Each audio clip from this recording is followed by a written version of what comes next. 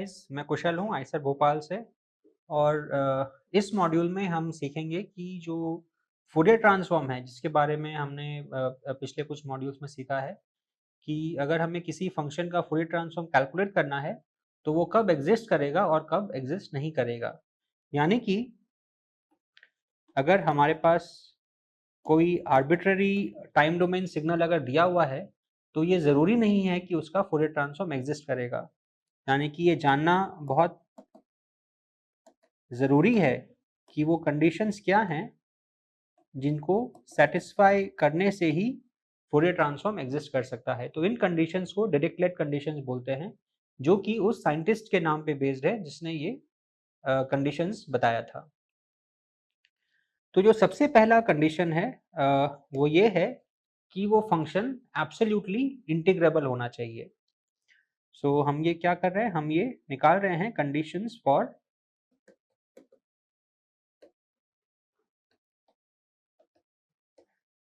existence of Fourier transform.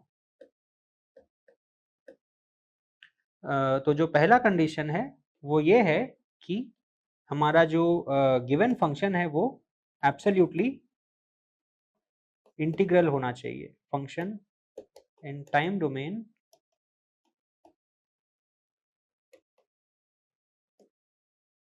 should be absolutely integrable।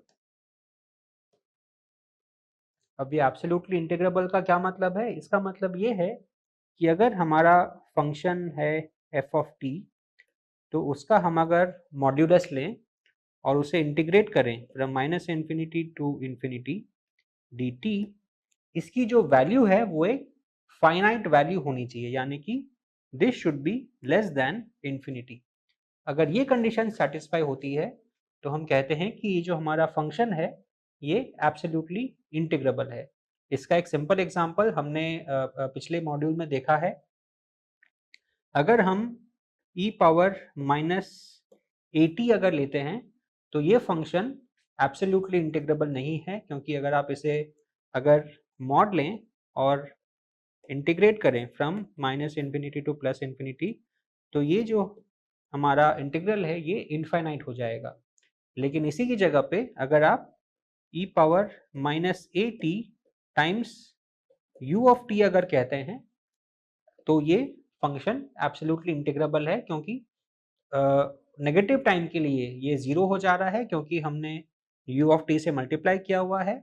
तो अगर आप जीरो से इन्फिनिटी इस फंक्शन को इंटीग्रेट करेंगे for a greater than 0, then this function is absolutely integrable। लेकिन यहाँ पे एक एक्सेप्शन है कि एक तरह का सिग्नल होता है जो कि एब्सोल्युटली इंटीग्रेबल नहीं होता है लेकिन फिर भी उसका फूरियर ट्रांसफॉर्म एग्जिस्ट करता है। तो वो होते हैं पीरियोडिक सिग्नल्स। तो जो पीरियोडिक सिग्नल्स होते हैं जिनके बारे में हम बाद में और ज़्यादा पढ़ेंगे, तो पीरियोडिक सिग्नल्स एब्सोल्युटली इंटीग्रेबल नहीं होते हैं, लेकिन फिर भी उनका फूरियर ट्रांसफॉर्म एग्जिस्ट करता है। लेकिन उनके फूरियर ट्रांसफॉर्म को लिखने के लिए हमें डेल्टा फंक्शंस का इस्तेमाल करना पड़ता है। So Fourier transform using delta function. तो डेल्टा फंक्शन की आप जैसा कि जानते हैं कि डेल्टा फंक्शन का आर्ग्यूमेंट जब जीरो होता है तो डेल्टा फंक्शन भी इन्फिनिटी हो जाता है। तो एक तरीके से देखें तो हम इस कंडीशन को वायलेट नहीं कर रहे हैं, लेकिन एब्सोल्युटली इंटीग्रेबल ना होने के बावजूद भी हम पीरियोडिक सिग्नल्स का फूरियर ट्रांसफॉर्म मैथमेटिकली लिख सकते हैं डेल्टा फंक्शन को यूज करके। तो ये है पहला और सबसे इंपॉर्टेंट कंडीशन, ये चेक करने के लिए कि एक गिवन टाइम डोमेन फंक्शन का फूरियर ट्रांसफॉर्म एग्जिस्ट करेगा या नहीं करेगा। तो आपके पास सपोज एग्जाम में या किसी और प्रॉब्लम में अगर कोई फंक्शन आता है जिसका आप फूरियर ट्रांसफॉर्म कैलकुलेट करना चाहते हैं, तो सबसे पहले आप ये चेक कीजिए कि वो एब्सोल्युटली इंटीग्रेबल है या नहीं। दूसरा कंडीशन अब क्या है?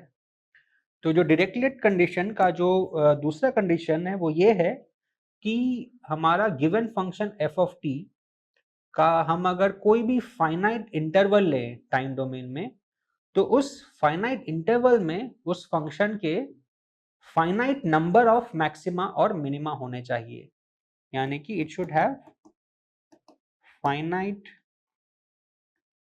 नंबर ऑफ मैक्सिमा और मिनिमा in a given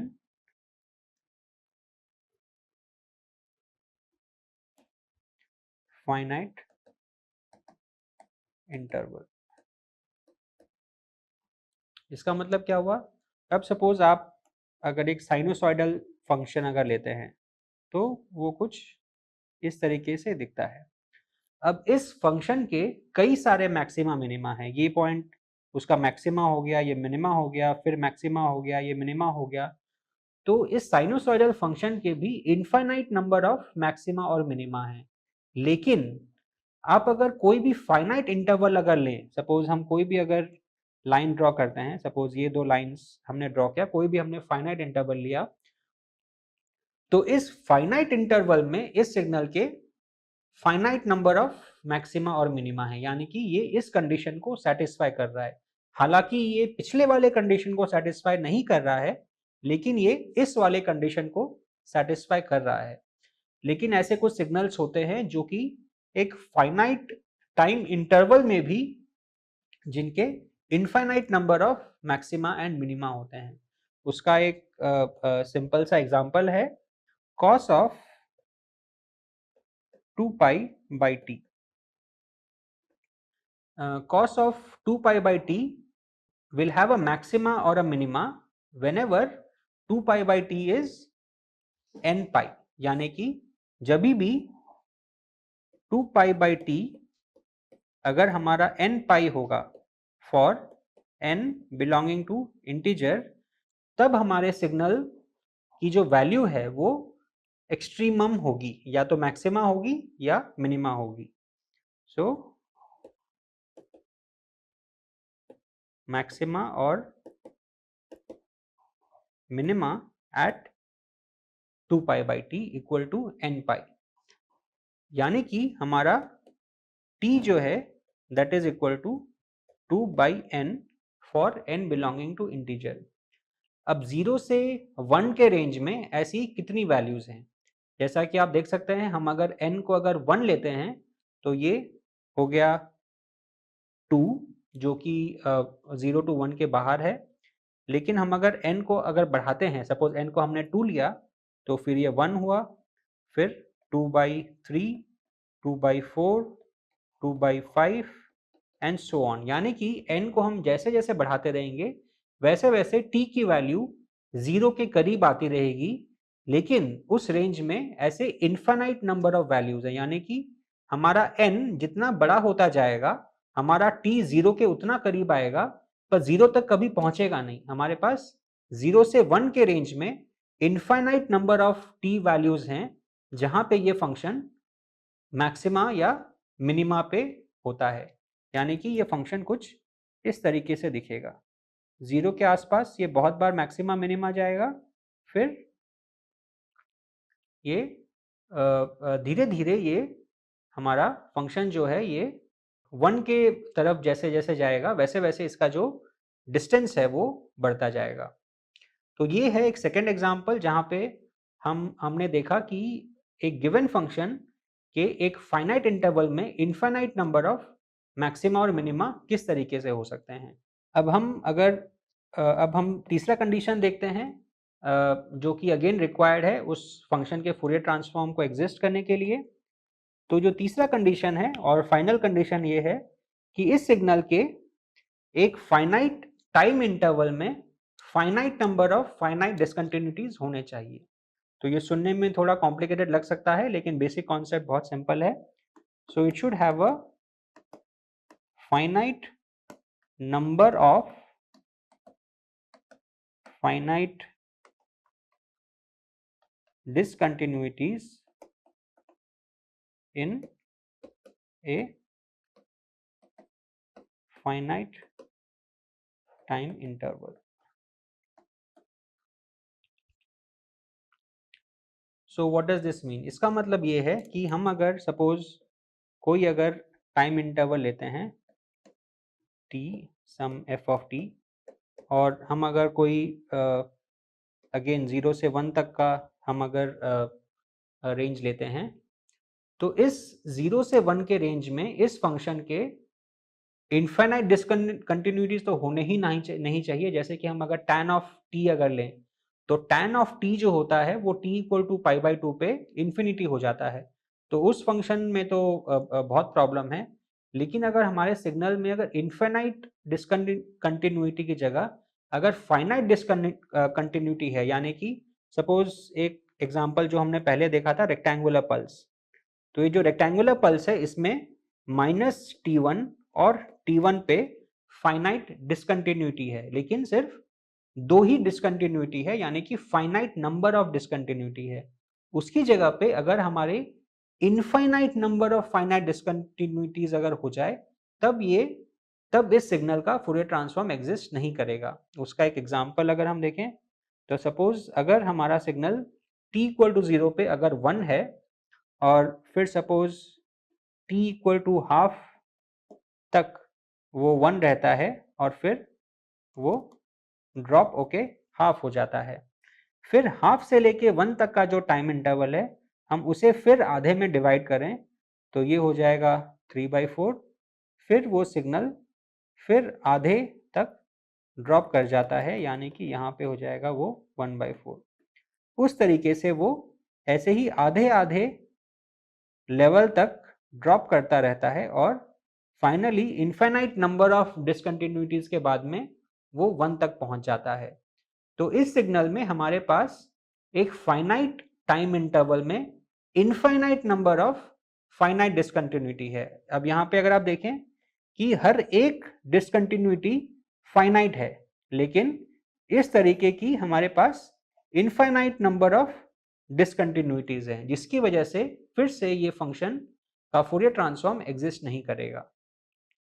तो हमने इस मॉड्यूल में देखा कि किसी भी टाइम डोमेन फंक्शन के फूरियर ट्रांसफॉर्म को एग्जिस्ट करने के लिए 3 कंडीशन सेटिस्फाई होना बहुत ज़रूरी है।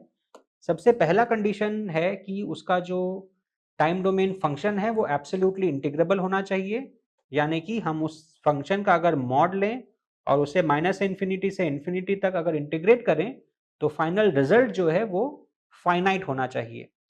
उसका हमने एक सिंपल सा एग्जांपल देखा, और हमने ये भी जाना कि अगर हमारा सिग्नल अगर पीरियोडिक है, तो एब्सोल्युटली इंटीग्रेबल ना होते हुए भी हम उसका फूरियर ट्रांसफॉर्म लिख सकते हैं डेल्टा फंक्शन को यूज करके, लेकिन ये सिर्फ एक एक्सेप्शन है। इन जनरल अगर हमारा फंक्शन अगर ए पीरियोडिक है और अगर वो एब्सोल्युटली इंटीग्रेबल नहीं है, तो उसका फूरियर ट्रांसफॉर्म एग्जिस्ट नहीं करेगा। फिर जो नेक्स्ट कंडीशन था वो था कि उस सिग्नल का एक गिवन फाइनाइट इंटरवल में फाइनाइट नंबर ऑफ मैक्सिमा और मिनिमा होना चाहिए। साइन फंक्शन, कॉस फंक्शन या कोई और पीरियोडिक फंक्शन का नंबर ऑफ मैक्सिमा और मिनिमा इनफाइनाइट होता है, लेकिन वो एक इनफाइनाइट टाइम इंटरवल पे होता है। अगर एक फाइनाइट टाइम इंटरवल पे अगर हमारा अगर नंबर ऑफ मैक्सिमा मिनिमा अगर इनफाइनाइट हो जाता है, जैसे कि इस एग्जांपल का है, तो उस केस में हमारे सिग्नल का फूरियर ट्रांसफॉर्म एग्जिस्ट नहीं करेगा।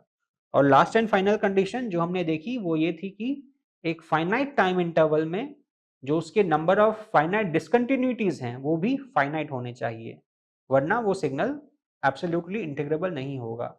ज़्यादातर फंक्शंस जो हम रियल लाइफ में देखते हैं या जो हम एग्जाम्स में जो आते हैं, उसमें सेकंड और जो थर्ड कंडीशन है वो इतने ज़्यादा इंपॉर्टेंट नहीं होते हैं, उनके बारे में हमें बहुत ज़्यादा चिंता करने की आवश्यकता नहीं होती है। लेकिन ये जो पहला कंडीशन है एब्सोल्युटली इंटीग्रेबल वाला जो कंडीशन है, इसे ध्यान में रखना और इसे चेक करना फूरियर ट्रांसफॉर्म निकालने के पहले, ये बहुत ज़रूरी है। तो आगे के मॉड्यूल्स में इस हफ्ते हम फूरियर ट्रांसफॉर्म के बारे में और भी कुछ सीखेंगे और भी कुछ एग्जांपल्स देखेंगे, ताकि ये कॉन्सेप्ट्स आपको और भी क्लियर हो जाएं। Thank you.